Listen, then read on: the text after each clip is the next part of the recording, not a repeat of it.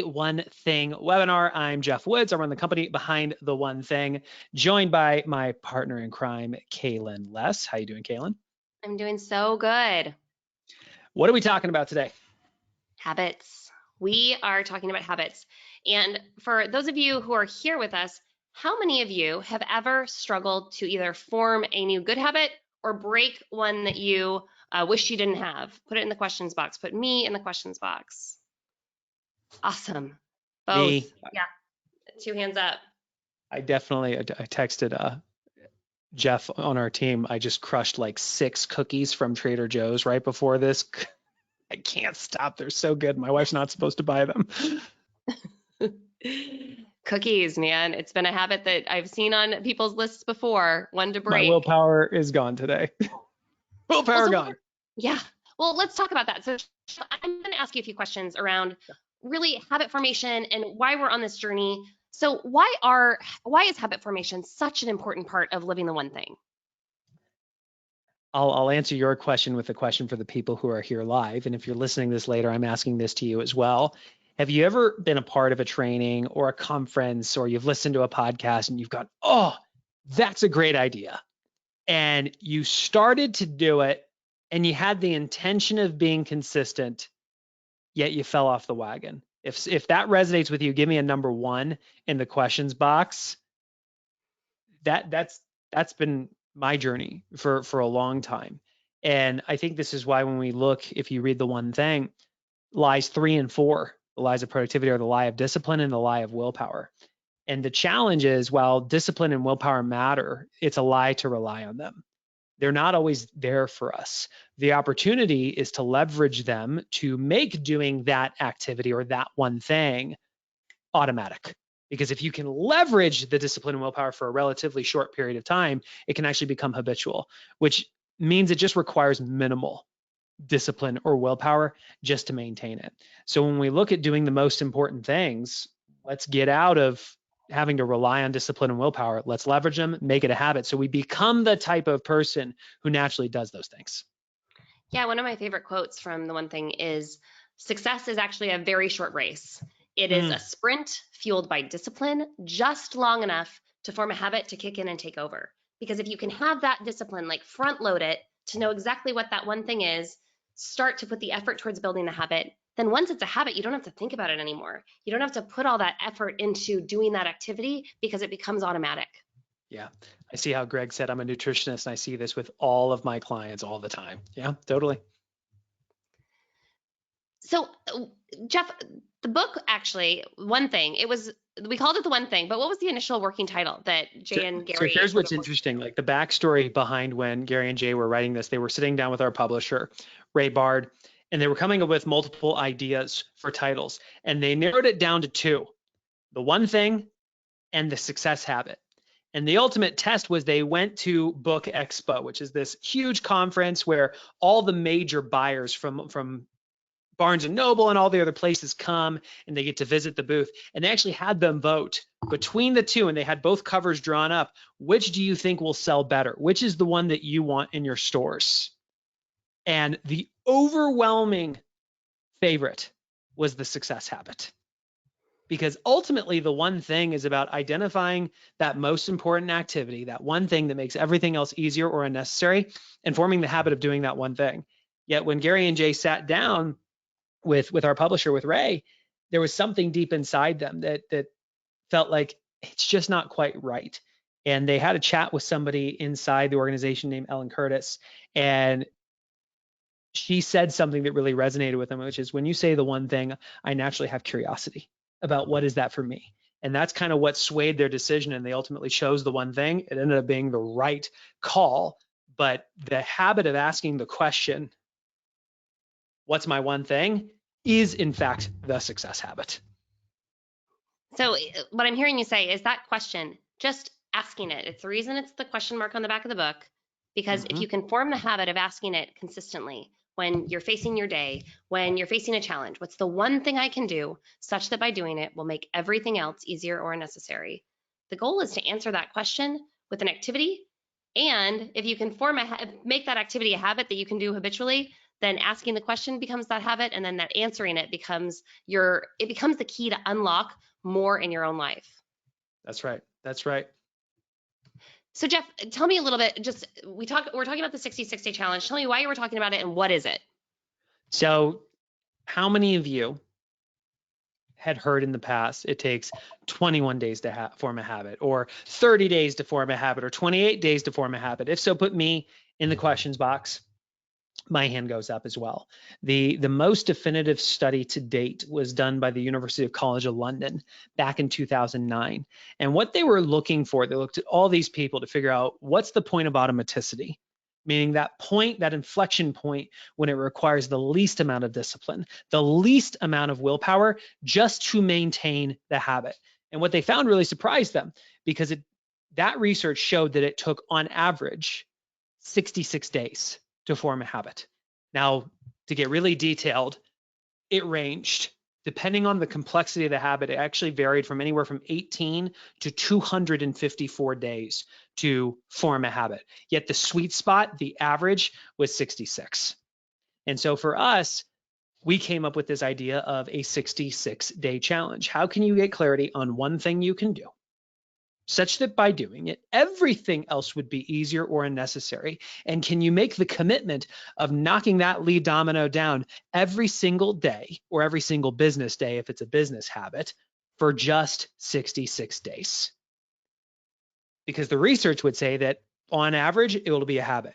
Now, I will tell you, I've been on multiple of these. Sometimes the habit was formed way faster. And I mean, 2019, was it 2019 or 2020 was the empathy challenge for me? Do you remember? Went into 2020, because how many days? Walk them through what was the habit that you wanted to form, and why was it important to you? Yeah, so I'll preface by saying I asked the question, who's the person I want to become? It wasn't about what's the habit I want to form. It's who's the person I want to become, and what's the habit I can form that would make becoming that person possible. Because like our shirts say, it says, decide your habits, decide your futures. I wasn't just going to cross my fingers. I wanted to form a habit that would make becoming that person happen habitually. And for me, I was realizing that in my life, I was hitting a ceiling of achievement in my most important relationships. I was hitting a ceiling of achievement in my marriage. I was hitting a ceiling of achievement in my relationship with my kids. I was hitting a ceiling of achievement as a leader in our organization and as an advisor to the companies that we work with. And the one thing that I was missing, that if I had it, would raise that ceiling, was empathy. I was not born with empathy. I am not a naturally empathetic person. And I played this game that we're going to play with you today, where I asked the focusing question, well, what's the one thing I can do such that by doing it would make demonstrating empathy easier or unnecessary? And I whittled it all the way down to just once a day, can I demonstrate empathy when I naturally would not have? Here's what happened. I did it every day for 66 days. And at the end of 66 days, I looked up and asked the question, is it a habit? Is it just, it would feel weird if I didn't do it? And the answer was no. And so I asked the question, does this really matter to me still? And the answer was yes. Like, it literally was on the front of my one thing planner. It said, my one thing for the year is to become the type of person who helps others get what they want first by demonstrating empathy once a day when I naturally would not have. And so I doubled down and went on a next 66-day challenge immediately. And I looked up 66 days later, still wasn't a habit. So at this point, we're what, 232 days in, or 132 days in? And I asked the question, does it still matter? The answer was yes. So I did it again. At the end of the third 66-day challenge of never missing a day, I looked up and asked, is it a habit yet? The answer was no. And that's when I realized my wife was right. I actually am a stubborn person. And so I went on it again. It took 218 days before I looked up and actually realized, oh my gosh, I've become the type of person who actually leads with empathy. And what was kind of validating for me last year, Kaylin, was getting feedback from the team, having we've been going through some changes inside our organization. And the feedback that I got from a lot of people on the team is how they believe I lead with so much empathy, which I was like, oh, okay. Not only do I feel like it's become a habit, but other people now perceive me as the type of person who is an empathetic person. I've now earned the right to move on to the next habit that I want to form. Can I sink into something you said that I want to make sure nobody misses a big Yeah. piece of what you mentioned? Because when you were going on this habit of with empathy, it wasn't because you wanted to earn empathy points, or there wasn't like it wasn't really about the empathy. It was about the person that you were on a journey to become, because more becomes possible with that empathy. Am I right? Yeah. I I was noticing where not naturally demonstrating empathy was creating friction in my relationships as a leader. It was creating friction in my marriage. It was creating distance in my relationship with my kids. Even though my kids were young, I could start to see it and I could extrapolate it out. If I don't change my activities, if I continue to act this way, what will my marriage look like in 10 years or 20 years? What will my relationship look like with my kids when they're out of the house? I didn't like that answer. And that would have been a major regret for me. So there was enough pain, there was a big enough purpose to keep me focused on whacking away at this lead domino until it really became a habit. Yeah, it's a really great thing to just to shine light on, is that these habits that we're forming, it's not about going for the walk or about maybe eating the cookie. It's about being the type of person that is focused on your health and is making positive choices for your relationships, for all the areas that you're working on. So as we go into this talking about how to choose the right habit, I guess it's a great entry or segue into how do you know what's the right one thing to focus on when there are so many things you could do and there are so many habits that, man, I would love a meditation habit and I would love to work out more. My yoga habit fell off the wayside during COVID. There's so many things that I would like to do and I don't like, where do we start, Jeff? Yeah, so I'll share. Actually, I'm gonna have to make myself the presenter because I think you logged in first. How many of you, out of curiosity, have ever had questions on if you're choosing the right one thing? If so, put me in the chat box or in the questions box.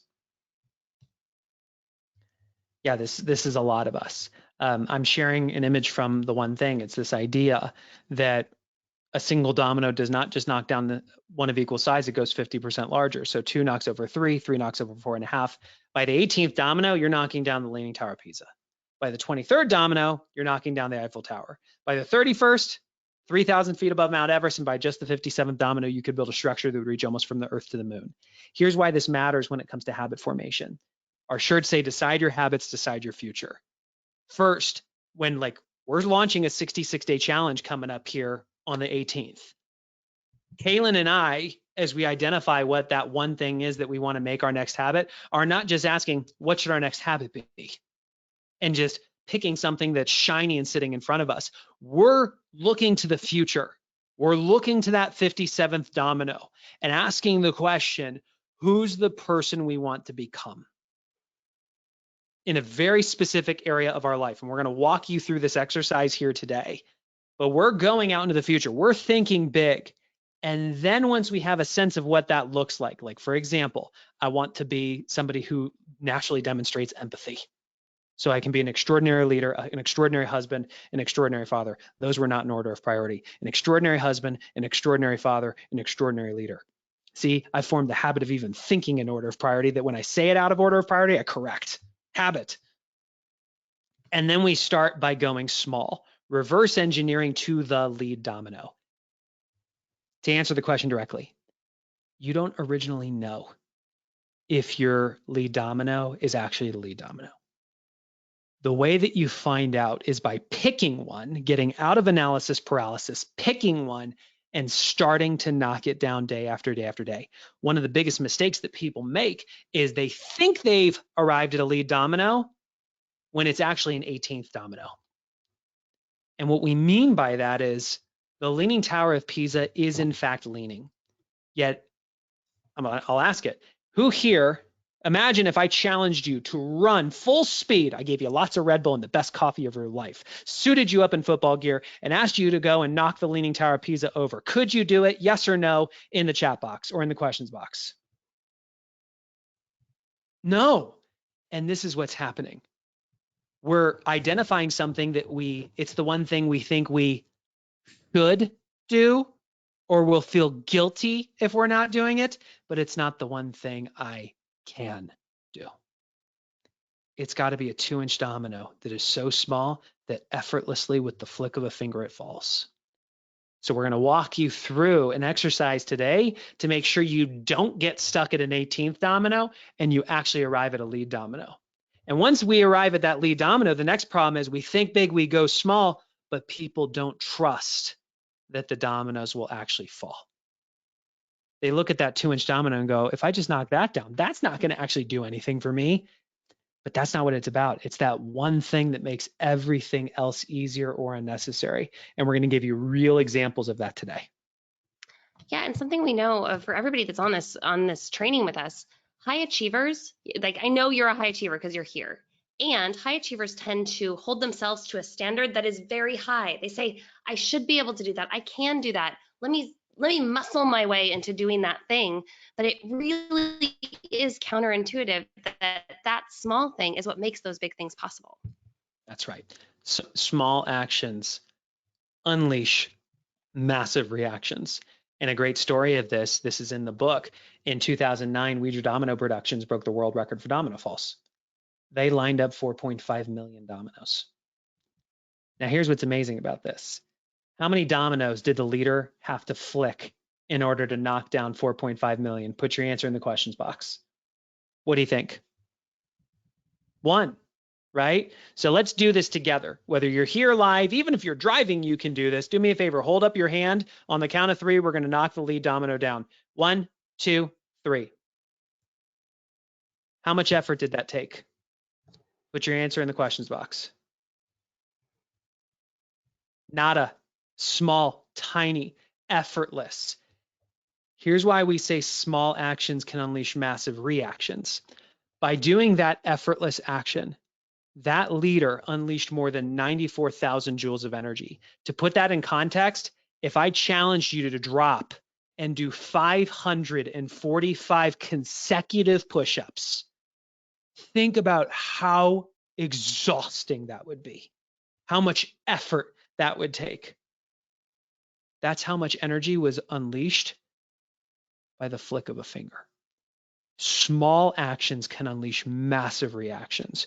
Our hope is that throughout today, that we help you choose an area of your life that if you just gave yourself permission to form a habit in one to start, and you formed identified a lead domino and went on a 66-day challenge of doing that every day for the next 66 days, not that one thing creates the extraordinary results, but it makes them easier or unnecessary. It's really going on a journey to become the best version of yourself, one habit at a time.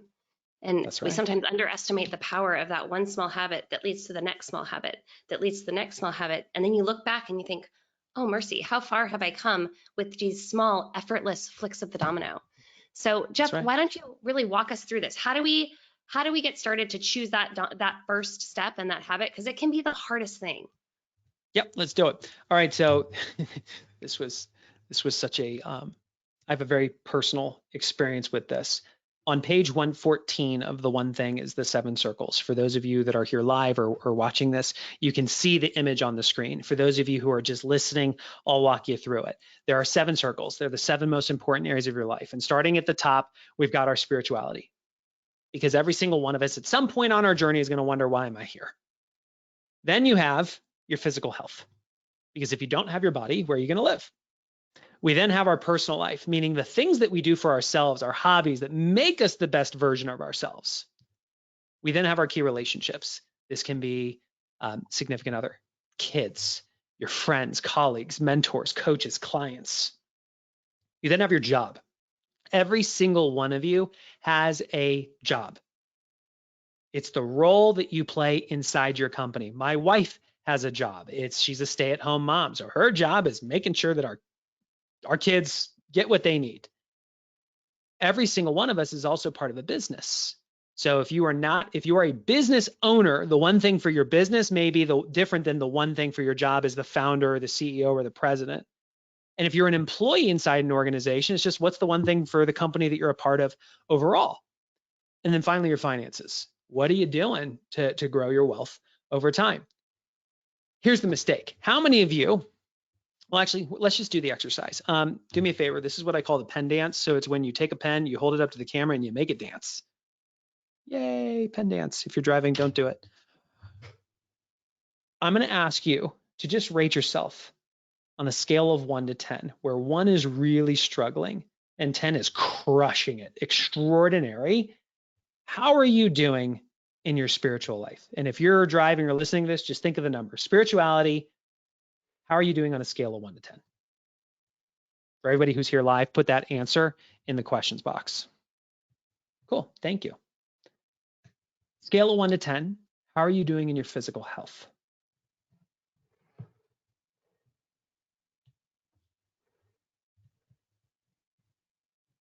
Great. Scale of 1 to 10. How are you doing in your personal life, your hobbies, the things that make you the best version of yourself?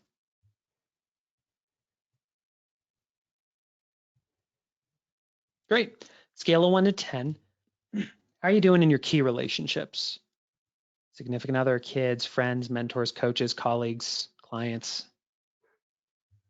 Most important relationships. Scale of 1 to 10. How are you doing in your job? Your role in the company, or your role if you're a stay-at-home parent with the household.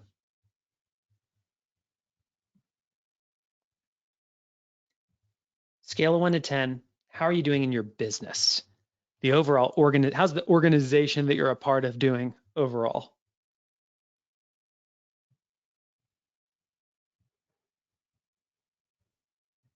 And finally, scale of 1 to 10. How are you doing in your finances?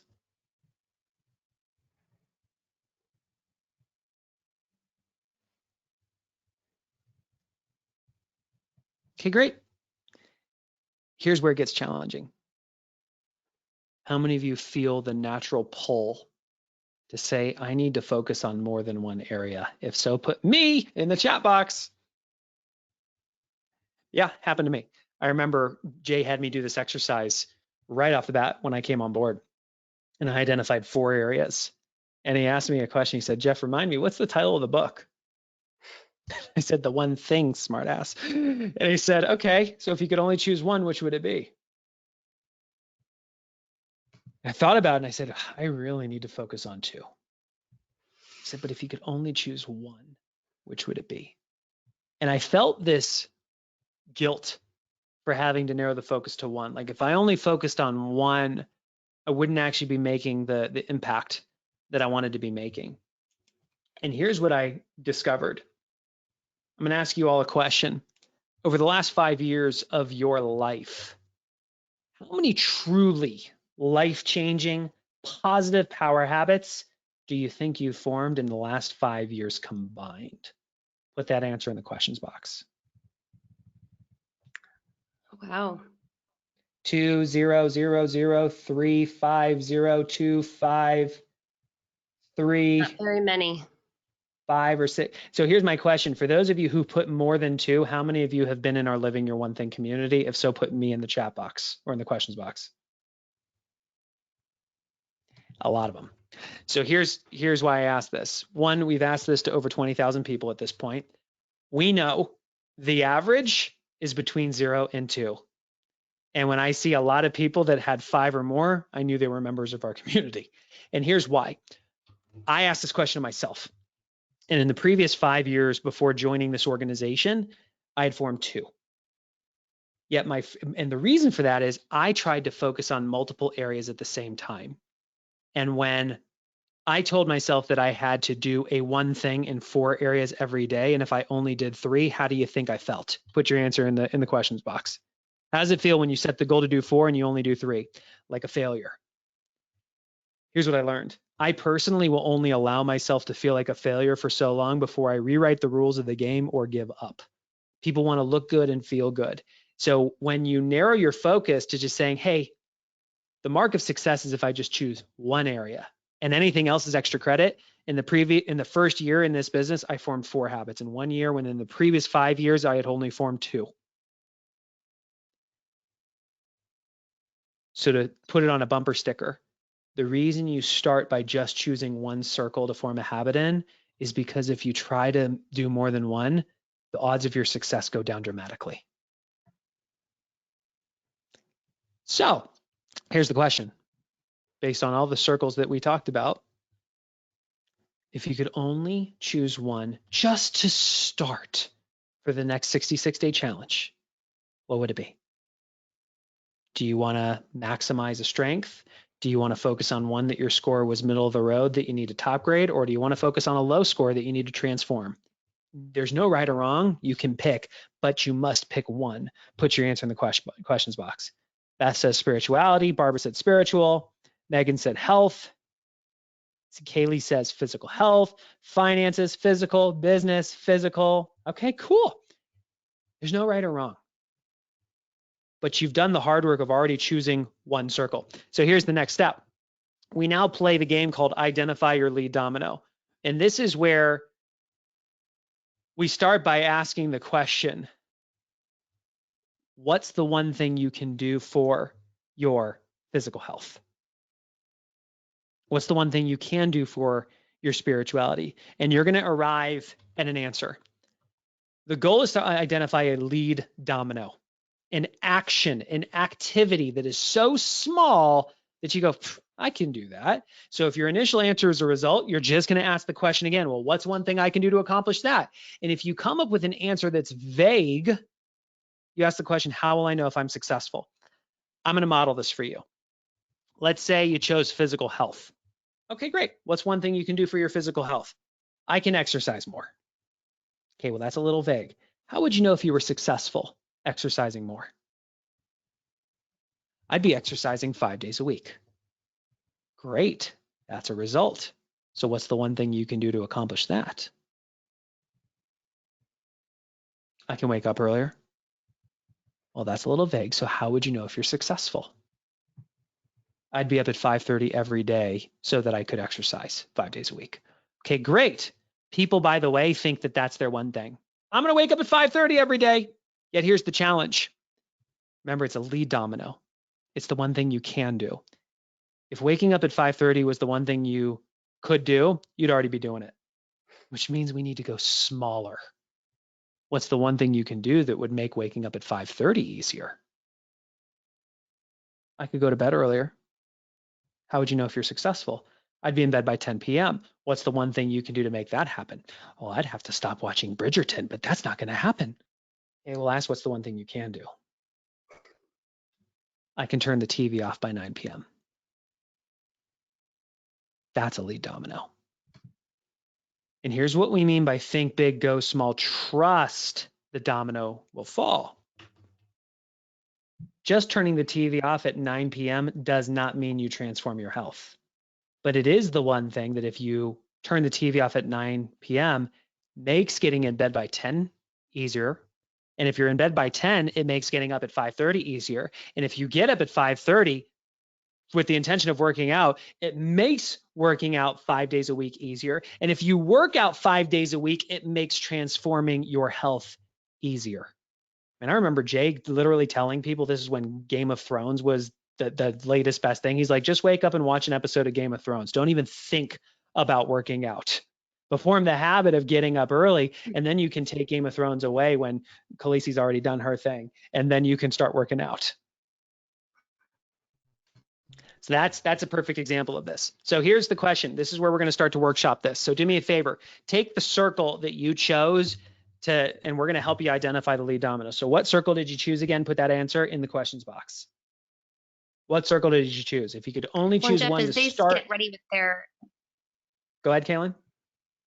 As they put that in the questions box, I was going to say, listening to you identify that lead domino, you were fast and you knew the answer, and that you made it look really, really easy. I want to encourage you, if you're listening and you're not sure what the answer to that is, give yourself some time to think about it. A lot of people, when they can't have the answer, they bounce and they give up on it. But even though Jeff Woods just demonstrated it so fast and furious, this is sometimes a big process for us to sort of research and explore. I appreciate that. Yeah. Most of you, by the way, when we go through this exercise, I'm going to ask you the question and you're going to think, I don't know. And if you hit the wall of I don't know, that's where your mind gives up. And that's your opportunity to ask the question again and actually give yourself permission to search for an answer, not the right answer, an answer.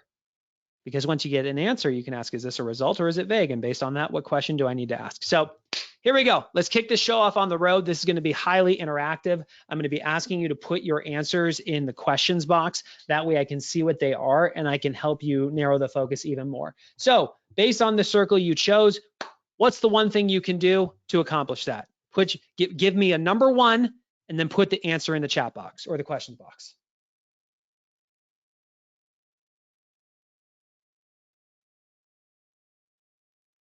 What's the one thing you can do for your physical health? What's the one thing you can do for your spirituality? Put the number one and then your answer. This will help me understand where we're at. Not drinking. How would you know if you're successful? Exercise. How would you know if you're successful?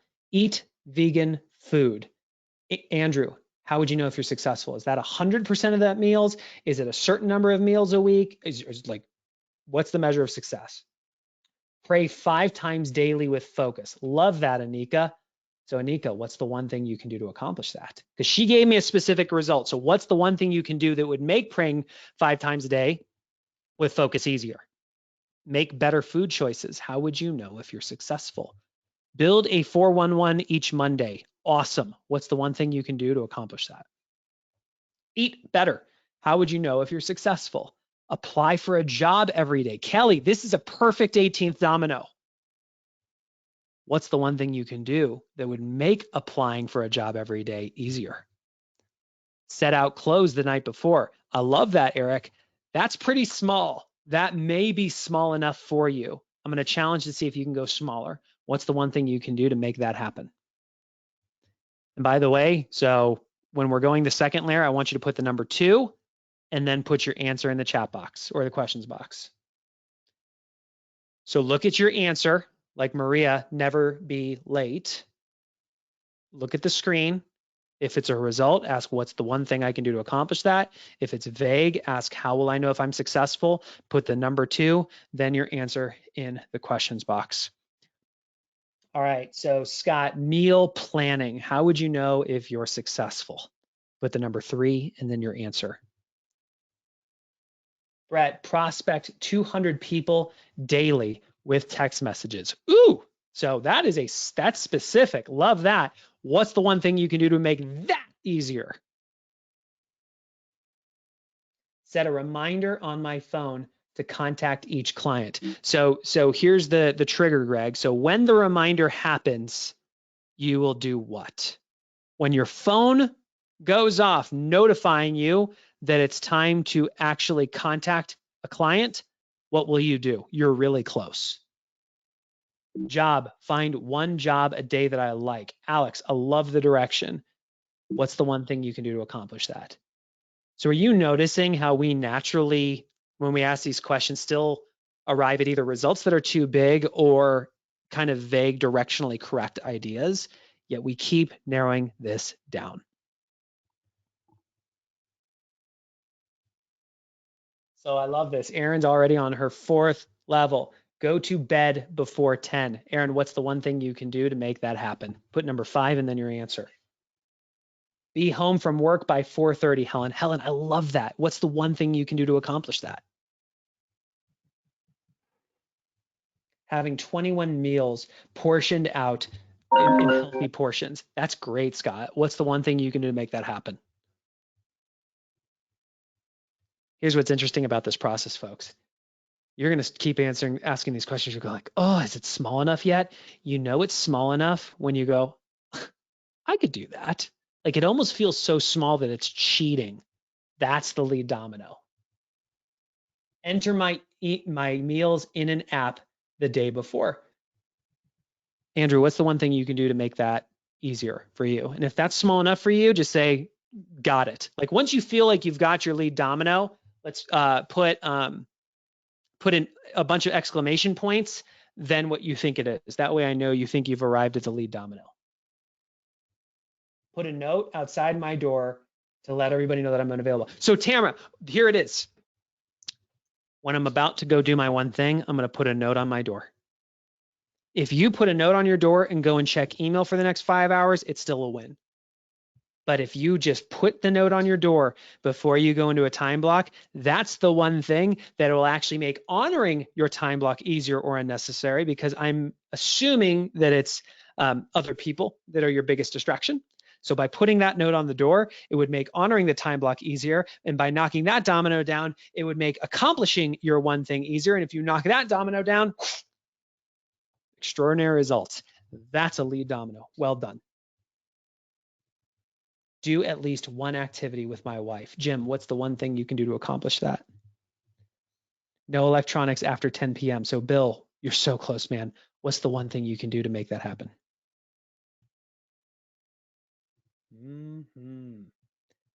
Oh, Megan said prepay for those 10 sessions Robert tomorrow here. to continue in June. Love it. Kaylin? I was going to say, I see Robert said set a 30-minute time block. A lot of the time, that time block is the thing that makes it possible. And that was a great insight, Robert. Yeah. And here, Robert, I'm going to give you the permission. Start to pay attention if 30 minutes is actually still too big. You might find that it may actually be challenging to honor a 30-minute time block. Give yourself permission to narrow it down to 15, to 10, to 5. It's more about developing the habit of having time blocked and protected than about how much time. Because if you can consistently block and protect 5 minutes and make that a habit, expanding that to 10 or to 30 or to an hour gets way easier. Michael said, calling the doctor to start treatment. Yeah, Michael, so there you go. That's a lead domino. Now, here's the thing. Some of you will go down this path and arrive at a lead domino that's a one-time thing. Like, I'm going to prepay for 10 sessions. I'm going to call the doctor and schedule my appointment. And this is when you can ask the question, is that a habit though? And if not, fly up and ask, what's the thing I can do? If I did that every single day, would actually make a powerful habit for my health or my spirituality or my personal life.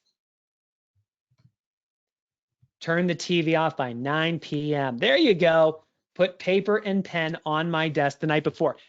Yeah, heck yeah, that is so good. Like, how many of you believe that you can just set the paper and the pen out before you walk out of the office? Oh, so good. Because if you come in the next day and you see the pen and the paper, it's going to make it easier to do whatever it is that you wanted to do. Set an alarm for every 30 minutes to drink. So Leslie, here's the lead domino. When my alarm goes off, I will grab my water bottle. If you grab your water bottle and put it back down and don't take a sip, you still earn your X on your 66-day challenge calendar. But let's be honest. If you grab the water bottle after your alarm goes off, you're going to take the lid off. Yep. And if you take the lid off, you're going to go, oh, that does look pretty good.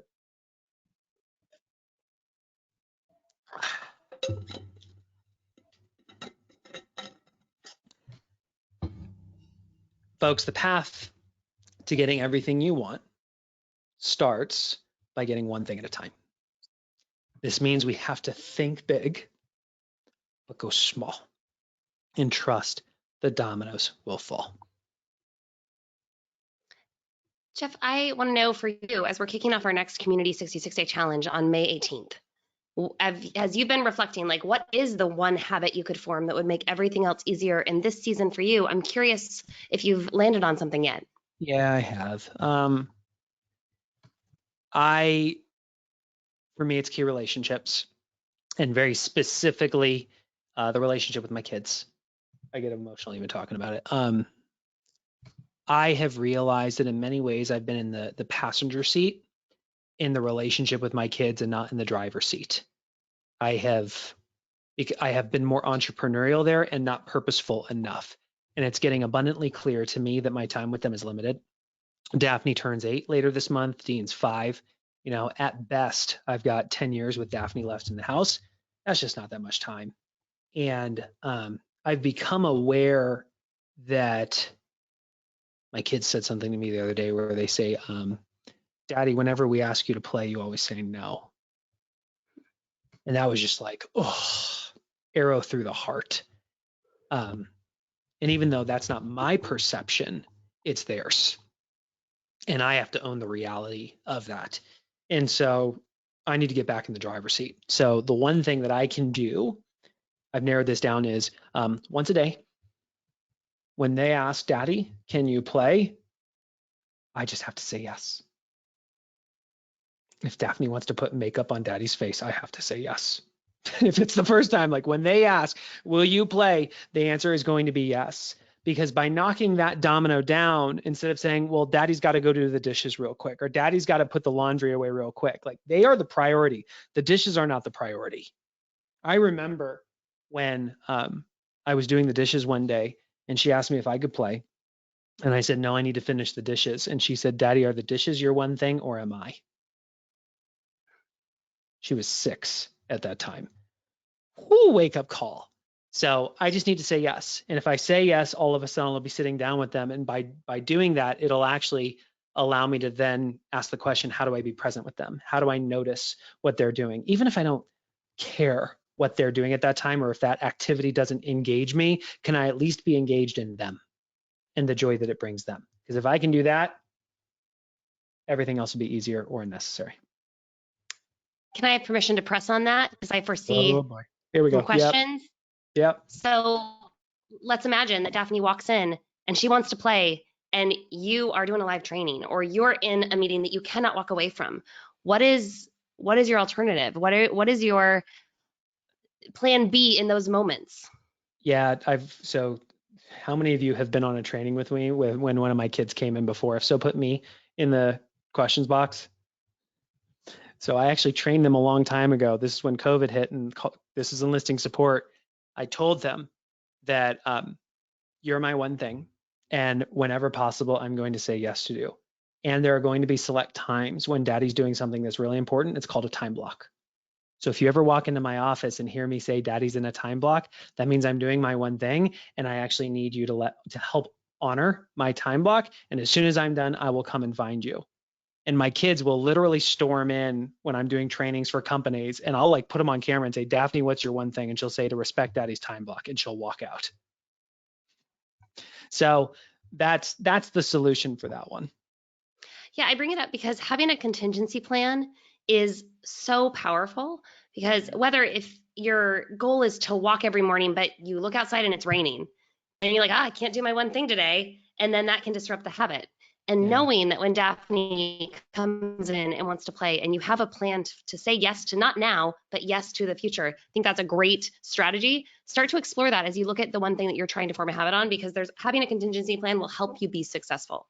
Well, when we teach companies how to hold weekly 411s, one of the questions we teach leaders to ask is, once they review the 411, you can ask the question, what's most likely to stop you from being successful? And you can ask yourself that question. What's most likely to stop you from calling the doctor and scheduling the appointment? What's most likely to stop you from putting the paper and the pen on your desk before you walk out of the office? You will come up with answers. And then you would just ask the question, great, what's the solution for that? Kaylin, how about you? What's yours going to be? So I recently became a mom, and it's been my dream Yes, job. you did. It really has been my dream job forever. And I have a 10-week-old little boy. I guess he's 10 weeks on Friday. And I've been imagining, like, what is the type of mom I want to be? And how can I set habits in motion right now that will help me be the type of mom that does amazing things with her kids and that shows up in the way that I want to? So one of the things that I've been doing with my son, his name is Wilder, and I've been reading books with him because I read a lot for my job and I read a lot anyways. So I just read aloud what I would have otherwise been reading in my head.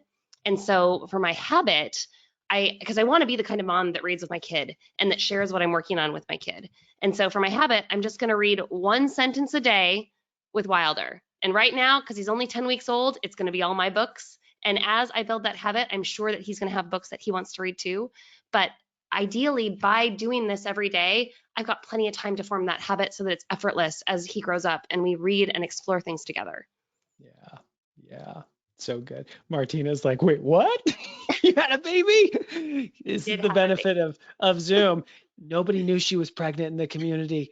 I didn't know for a long time. Surprise. It's so good. pretty awesome. And I'm excited to share it with you now. And I'm just I feel so honored and blessed to be in this community because I'm really purposeful around the habits I want to form and the person I want to be and the parent I want to be. And it's because of the gift of the one thing. Like I've been able to put words and actions and systems in place that can help me show up in new ways. And this is a role that I want to do the best job I can, and I have the systems in place to do it. Yep. So out of curiosity, how many of you have ever gone on a 66-day challenge before? If so, give me a 1 in the questions box. Awesome. How many of you have ever failed a 66-day challenge before? If so, give me a 2. Yeah. Alex says, me 1,000 times. So this is where we got to be, we always want to manage expectations. The one thing is the surprisingly simple truth behind extraordinary results. It's not the surprisingly easy truth. I know what it feels like to fail 66-day challenges. Pretty much every single person on here who has attempted to do one knows what it feels like to fail. And this is why, Kaylin and I and the rest of the team wake up every day asking, how do we serve you at a higher level? And this is where, how many of you are a member of Living Your One Thing? If so, put me in the questions box. I mean, this is where we serve you at the highest level, because the truth is you've at least got some direction on what that one thing might be for you. You can go to the website and download the 66-day challenge calendar. If you go to theonething.com, that's what the number 1 in the URL, click on the free stuff page, you can download the calendar. Yet you all know what it feels like for the monotony of success to kick in. You know what it feels like to suddenly let it slide. And this is where this community really can help you. On the 18th, we are launching a brand new 66-day challenge exclusively within Living Your One Thing. So this is a paid program where we go on an engagement with you over the course of the year to help you identify the one thing, form habits, and take it from there, whether it be creating a GPS, creating and holding weekly 411s, and surrounding you with a community of other like-minded people. And all of you get to attend our goal setting retreat, which we facilitate virtually at the end of this year. And you get to join that at no additional charge as a part of this community. So the thing that we want to let you know is that we are launching our next 66-day challenge on the 18th. If you have a browser, do me a favor and just go to theonething.com/habits. That's theonething.com with the number 1/habits. And this is the page that you will hit. If you guys are already in Living Your One Thing, you're automatic. Kaylin, do they have to opt in for this, or are they automatically a part of it? We do. We've got a form that you can fill out that it will basically have your habit. We'll know what habit you're trying to form, and we'll get you into a group. But you do opt in just so that we can help you specifically along the way. The more we know about you and the habit you're trying to form, the more we can support you on that journey. So this page walks you through, if you are not yet in Living Your One Thing, how you can join it. It walks you through what the program really is. But from a high level, here's what I think is most important. It's not just this next challenge. There's a lot more that you get in here. So something that we are doing specifically right now, if you do decide to join us right now, you get a full year with us, and then we're tacking on an additional 66 days. So you actually get a full year plus an additional 66 days. Most of you are going to want to join us in the fall for the virtual goal setting retreat. That at retail is a $395 ticket. You get that for free. You also get access to all of our foundational courses. If you were to buy those individually, legitimately, it's $570. The other things that we do in this community that we can't do with the general public is we are constantly facilitating live virtual workshops. Just yesterday, I did one on time blocking. We do them on identifying your one thing, how to create and hold weekly 411s. We do specific monthly group coaching calls to help people better live the one thing. For the 66-day challenge, you have the option to join accountability groups, these text groups where you actually get partnered up with a cohort of people who cheer you on and help you go. I mean, if you stack all this up, it's well over $2,000 worth of training that you get. It's an annual payment of $299. It adds up to, or divides out to about $25 a month. It's one of the best things we do. It's a phenomenal community. And this is where we get to engage with people in a higher level. So if you are not yet in the community and you would like to join, just go to theonething.com/habits and you can join us there. This is good through the 18th. Once the 18th hits, a lot of this stuff actually goes away. So there is a little bit of time urgency around this, but I'm just telling you, if you're really serious about forming the habit, do it with us. And Jeff, the thing is that so many people that read this book, they read it, they love it, they think, man, this is so simple, but how do I get started? Where do I start? And the more people that we've talked to and the more people that I've seen that go on this journey, really the first thing that the easiest, most simple way to get started is to identify a habit and go on a 66-day challenge. And when you go on a challenge with a community, it's such a different experience. I've gone on them by myself, and I can tell you I failed them by myself. And yet when we've worked with our community members and we've gone on them together, it's a different experience for a few reasons. One, we're all like synchronizing our watches. Our day one is all aligned, and we are literally on a journey together. We are asking people, each other questions. We are feeling similar feelings when our momentum is lagging or my motivation is just not as sparkly as it was on day one. Like, you are in it together in a really clear way. And then additionally, we get to really connect you with other members in these small accountability groups. So you get to form relationships that matter with other high achievers, because a lot of people, they say, I wish I had someone to go on and form a habit with, but people in my world aren't really interested in this kind of thing. And they're looking for people to connect with. Have you ever heard that, Jeff? So true. So true. So true. So we're the crazy people who think that our priorities don't live in our inbox. Exactly. So to be able to build relationships with other people like you and then form a habit together, it's truly a powerful experience. And yeah. I even underestimated the value of being a cheerleader for other people on the journey. It is so awesome to support each other and to celebrate wins and, encourage people, others when they want to get off the wagon. Yeah, absolutely. A lot of you have asked for the URL again, so I just put it on a PowerPoint slide and threw it up there so you can see it. It's theonething.com, and that's with the number one. So the number one thing.com/habits. That's habits with an S. For those of you that are already in the membership, annual or monthly, you are absolutely included in this.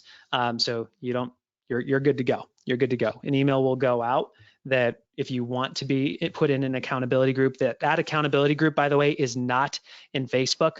There were some questions about that. There will be text groups that you can join. That's an option. And Mark has asked, will this help with productivity overall? Answer is 100% yes. So Marcus, this program was designed for any individual to be able to join, start living the one thing, and achieve extraordinary results. And people take different paths. Like, many of you will join because you want to get really intentional about forming this habit. And once you form that habit, you might look up and say, great, I actually want to tackle doing a weekly 411. So we've got the courses and the trainings in there and the live workshops in there to help you create your first 411, and then start holding a weekly 411 and making doing that a habit. A lot of people, when we get to the new year, are going to want to create their GPS.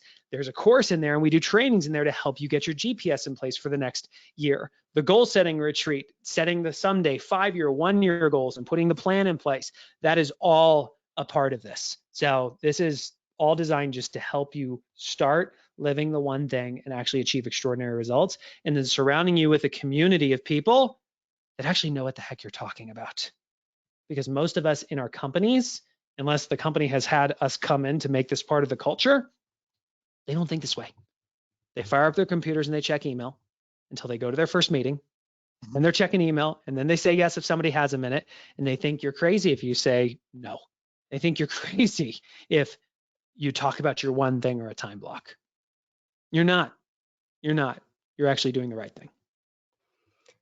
And I want to reinforce the fact that when you start to live your one thing, there are so many things that you can do within the community. We have courses, we have education, we have a lot of different things that you can do. And we start with a habit because we know it's the one thing that makes the biggest impact on all of those other things, helping your productivity. So as we get aligned, this is the one thing now. And as you go through the year, we also have a rhythm for the year. And part of that is setting goals each year. So that's why when you join and become part of this community, that your free ticket to the virtual goal setting retreat is included, because we know how important that is for you to achieve the big goals that you're going out to, that you're dreaming of. We tell you to think big, and we're giving you the tools to actually accomplish those goals. Yep. So there were a lot of questions for the people who are already members asking, how do I actually log in? So if you just go to theonething.com, how do you get your training portal? You click on training, and in the top right-hand corner, you click sign here, or you can also see sign in here, and that redirects you here. And then you just log in there, and that's how you access your training portal. So that workshop we did yesterday on time blocking, where we spotlighted Will and actually went in deep with him, that recording is already up there in there. Every monthly group coaching call we do is in there. All the foundational courses in there. When we facilitated the goal setting retreat, this is how you accessed it in all the recordings. So this is the one-stop shop. You go to theonething.com, click training, click sign in, and bada bing, bada boom, you're in.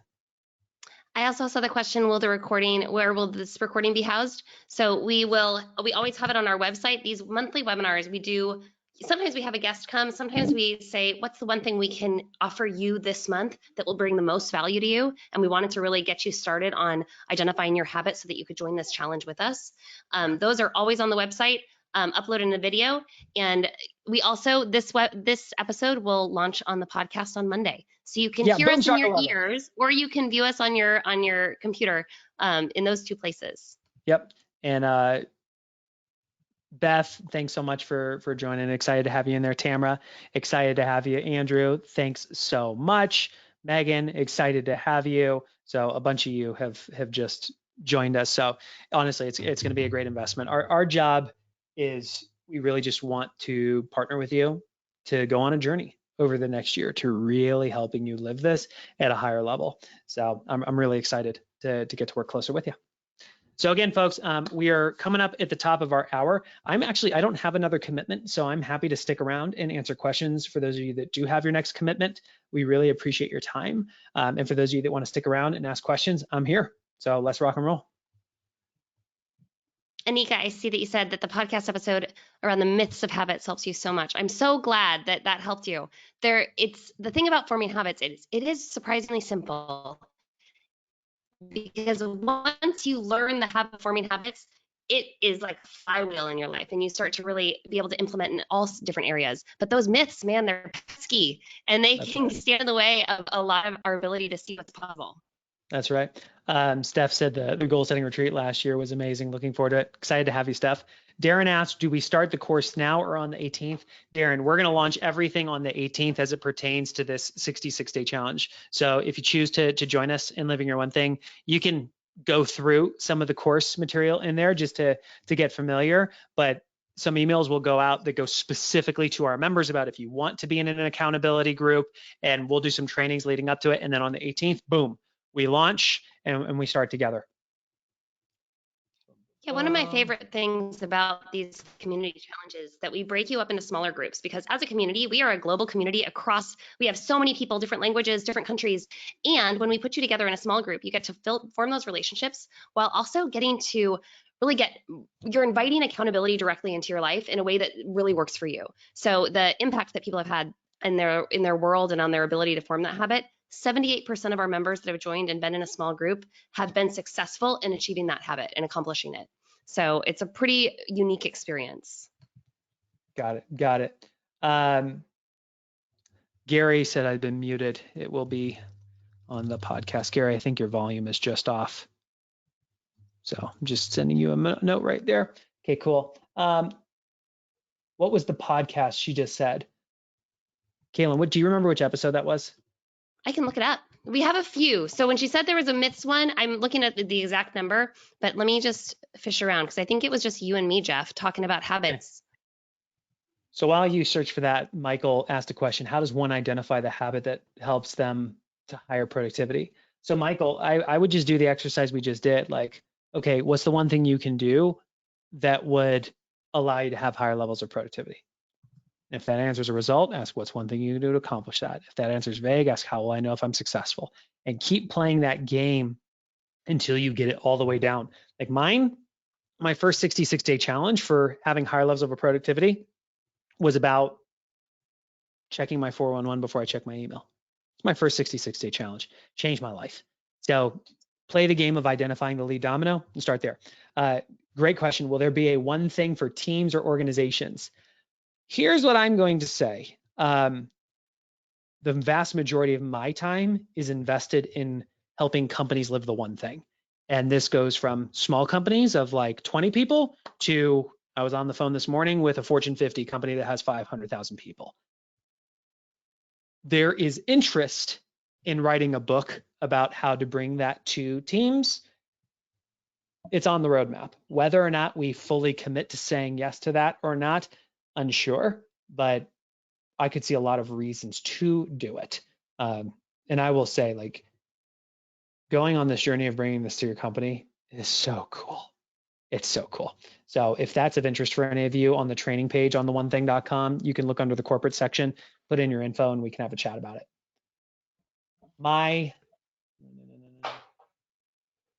And I looked up the episode. It's episode 278. It was the one that it's called Accept This Challenge and Conquer Your Year.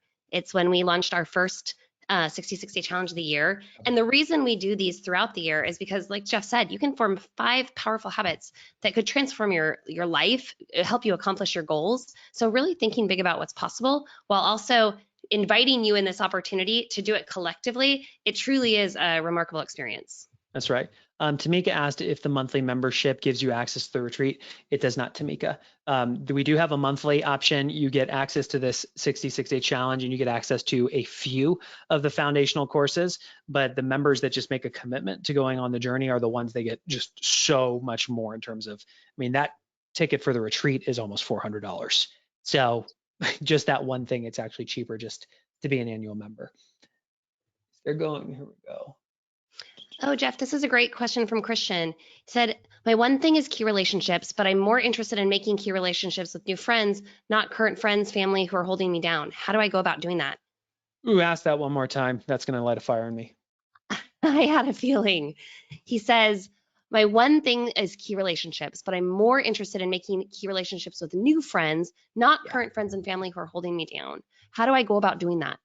Okay, so you're opening a can of worms with me, because my journey to getting into a relationship with Gary and Jay was because I realized you're the average of the 5 people you spend the most time with, and realized that I had 5 amazing friends, but did not have 5 amazing mentors.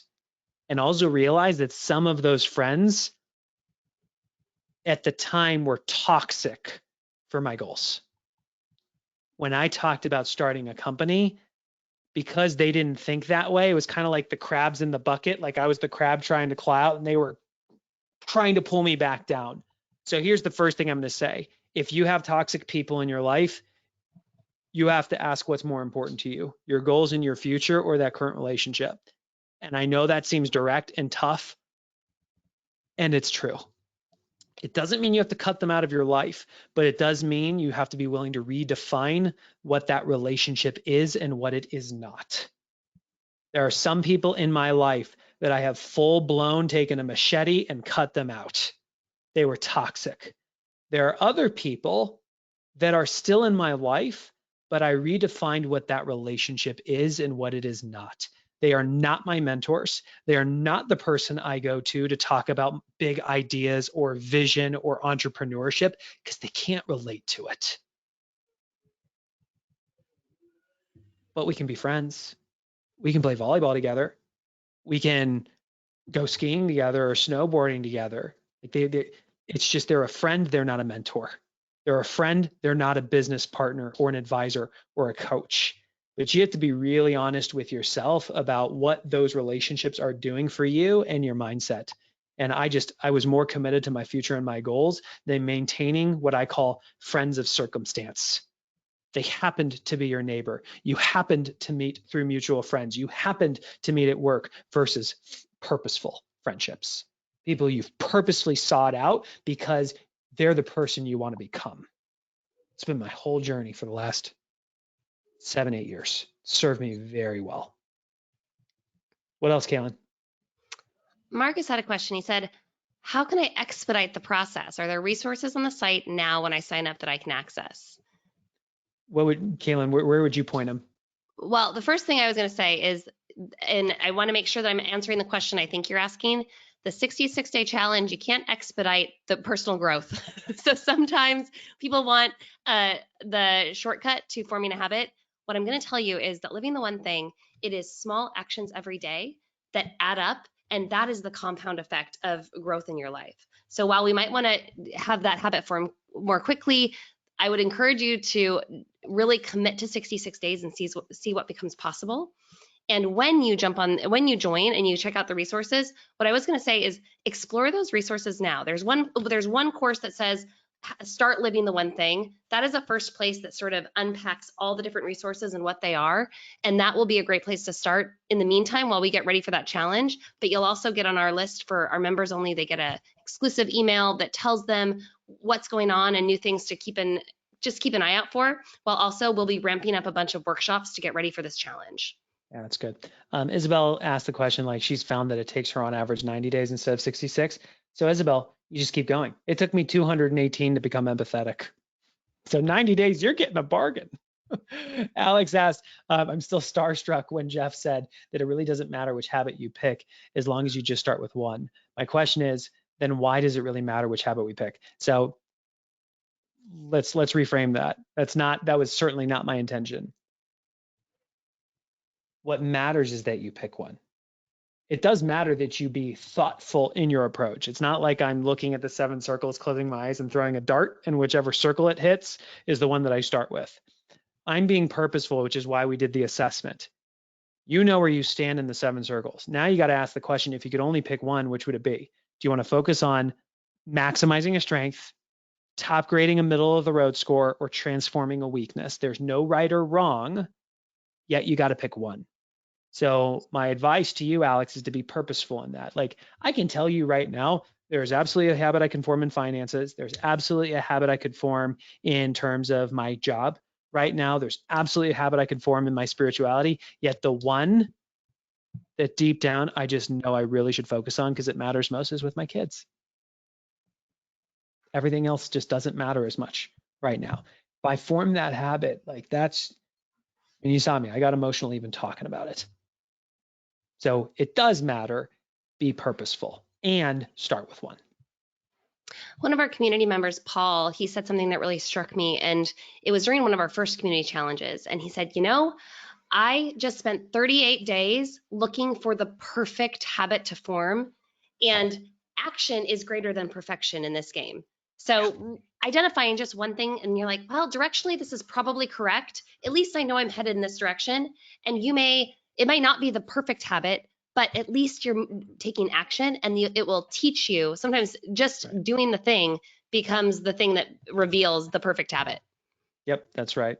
And I'll even show you on the home screen of my phone, it says progress over perfection. Because I've got to remind myself, it's not about perfection. It doesn't exist when it comes to living the one thing. It's about making that incremental progress. There was a question, are there members in the UK? You bet. We've got a global community from all over the place. Anne asked, I've already started my one thing 66-day challenge. Should I pause or carry on? And keep going. Keep going. Yeah, no reason to wait. You could totally start. Great question from Mary. What does check my 411 mean? How many of you know what a 411 is? So put yes, otherwise give me a question mark in the questions box. Good to see you, Martina. So a 411 is a tool that gives you clarity on your priorities. It stands for the relevant information or truth. It also stands for 4 weeks, 1 month, 1 year. Like, what are the dominoes you need to knock down each of the 4 weeks to put you on track for achieving your goals for the month, that put you on track for achieving your goals for the year? So it's just a very simple way of taking annual goals and breaking them down into weekly priorities. That's what a 411 is. And this is something that is the backbone of living the one thing for many people. Not going to lie, it's an 18th domino. It's too big for most people to start. You can earn the right to get there. Question from Beth, should I purchase a one thing planner? Depends on you, Beth. I personally get a tremendous amount of value of having a bigger vision of time or a bigger view of time. A digital calendar gives you convenience. A paper planner, like a one thing planner, gives you vision, because being able to quickly flip open and see what the most important priorities are for the month, you just don't get that kind of vision when it comes to a digital calendar. So I personally think it's a very valuable tool, and they're on sale right now. So I would Yeah, snap that up. Marcus said the planner is great. It helped him. And right now on Amazon, they're on sale right now. So if you wanted to get it for 50% off, they are available on Amazon to go check that out. Yep. Isabel asked, can the text group be WhatsApp? I do believe we have some groups who go that way. So that's just back end things. On the subject of relationships, any suggestions on friends dropping by unexpectedly wanting to hang out? Please help. Brett, what's the one thing you're not doing that if you started doing that would solve that question? At the end of the day, I mean, I get that, but this comes down to even just in the workspace, people swinging by and asking, "Hey, do you got a minute?" And it's about being clear. What are you saying yes to? What are you saying yes to right now? Hey, would love to hang out. I need to get my one thing done over the next 30 minutes. Sorry, I'm doing my one thing right now. Let's chat later today. Yeah. Oh, somebody said, Dave said, the one thing I can do to accomplish that is enter my one thing activity every day into my planner and digital calendar. Yeah, that totally is small enough, Dave, because if you have the one thing planner, then what you know is that on every day, at the top of the day, there's a line. That's space for you to write what your one thing is. Everything else below it is just everything else. But I know people that have used the planner as the activity, and their one thing was to open their planner and write down what their one thing was for the day. And what's cool about that, if you choose to go on that journey, is over the course of a month, you can see how many days you actually had clarity on what your one thing was. And some people will like cross it off or check it off if they get it done. And they can see like, did I have clarity on my one thing? And did I actually get my one thing done? That alone makes that valuable.